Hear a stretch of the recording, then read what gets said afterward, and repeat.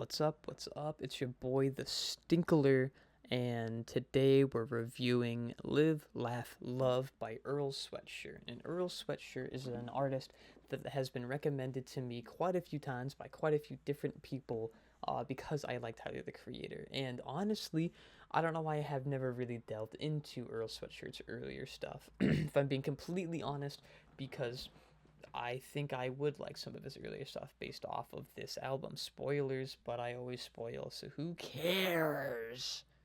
Live, Laugh, Love is an album that stayed under my radar until Thursday night, and then that's when I figured out that Earl was dropping. I was like, oh, okay, you know what? This could be my introduction to him, and that it was. So, Live, Laugh, Love is 24 minutes long with, hold on, 11 tracks. So, it's pretty short. And a lot of these tracks are pretty short, to be completely honest. But let's dive into the song, shall we? The first thing on the song is GSW versus SAC, which I'm gonna guess is Golden State Warriors versus Sacramento. Probably an NBA reference here. And I don't know what the fuck was happening in here, dude. There was like a man freaking out over the beat, and like it sounds like Earl is like laughing through some of the verses on this track. And then there's just like a whole monologue, which is like, to its credit, it's pretty funny. I was kind of laughing at this. And there's one part where he goes, "Maybe get in the gym, man." And this felt like more like a skit than a song, but there was like a little bit of like singing, rapping in there. But this shit was all over the place, and I was like, "What the fuck is this album gonna do right now? Like, where is it going? Where is it heading? Like, this is crazy." This is where we get to Forge. And I really like the beat on this. I really like the beat on this. And he has a line on this track where he goes, "I keep the key to your heart." And there was more to it, but that's the part that I could write down and when I was hearing it. And I liked it. I liked it because there's more to it. I just don't have it written down. I don't remember it off the top of my head. But this song is a complete switch up from the first one, and it's so fire. And Earl, he's got a really nice flow, and he's got some really good lyrics on this track. Next is Infatuation. This song has really good vibes. It has really, really, really, really good production. I can't stress that enough. This song has really good production, and I think this is a good song. I do think you should check this out. I really didn't know what to say about it, but I know in my heart of hearts that this is a good song. Next is Gamma, in parentheses, need the love, but the love is like a heart, so obviously it's like love. I really love the sample on here. The bongos are chill as hell on this beat, dude. And it's a whole vibe. Earl is spitting, Earl's flow is good. The beating, the production be productioning, beat me. What? Next is Well Done, and I think that this song is okay. It's a very short song.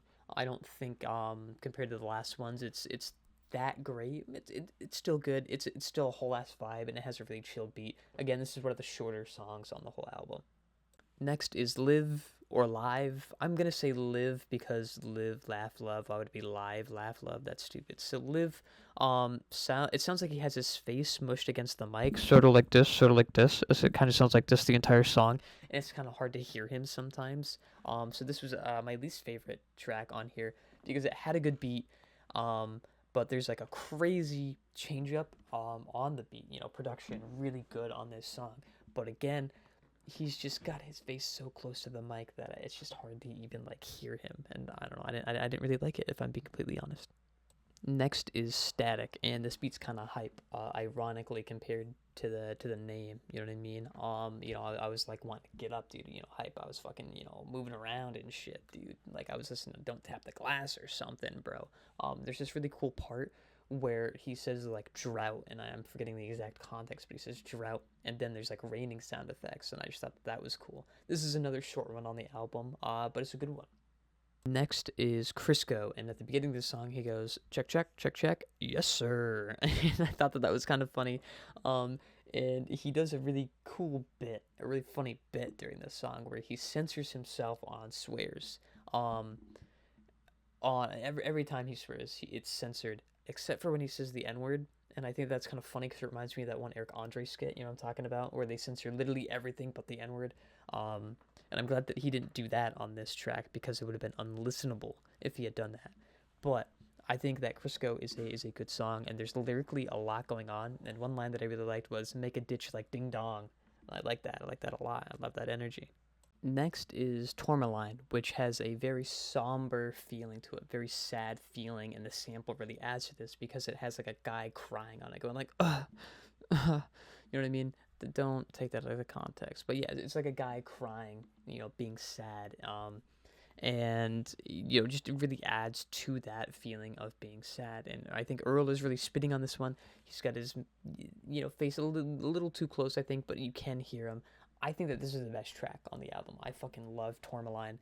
This shit went to my not summer dry playlist. I made a new playlist to kind of cut down a little bit on what songs I'm listening to, so I don't skip a lot. And this went to that one. I think this is a never skip kind of song. Next is Heavy Metal, aka Ejecto Cedo! Exclamation point.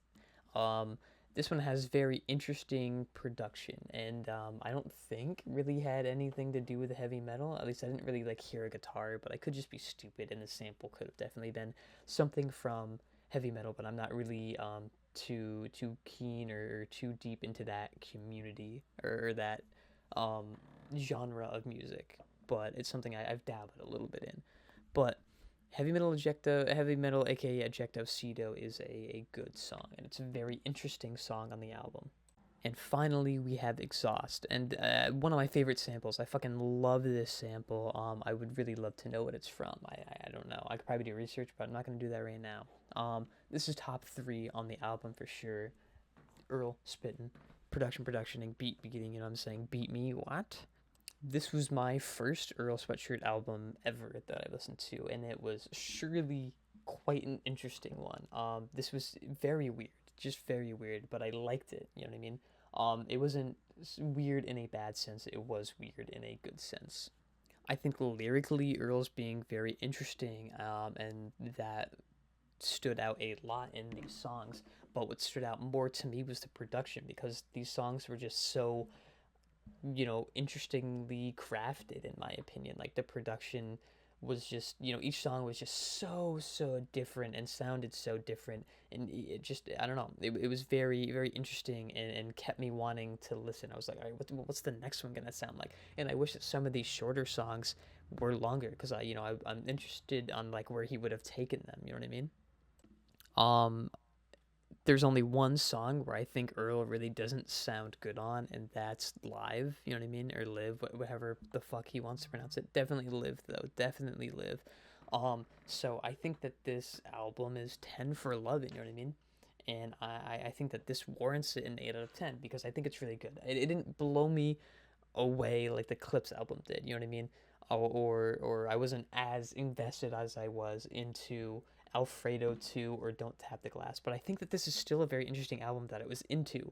And I don't want to discredit it by comparing it to these other albums. I'm going to apologize for even doing that, because that doesn't do this album justice. I really recommend this one. I think that this one is certainly a good listen, and you should listen to, because I think you're missing out on some songs that you're gonna love. And maybe if you haven't listened to Earl, definitely maybe a gateway into Earl, because I'm gonna go listen to some of his other shit at some point for sure now. Well, that's all I've got. If you like the video, maybe give it a like, maybe subscribe if you want to see more music reviews. I'm gonna definitely have some more coming.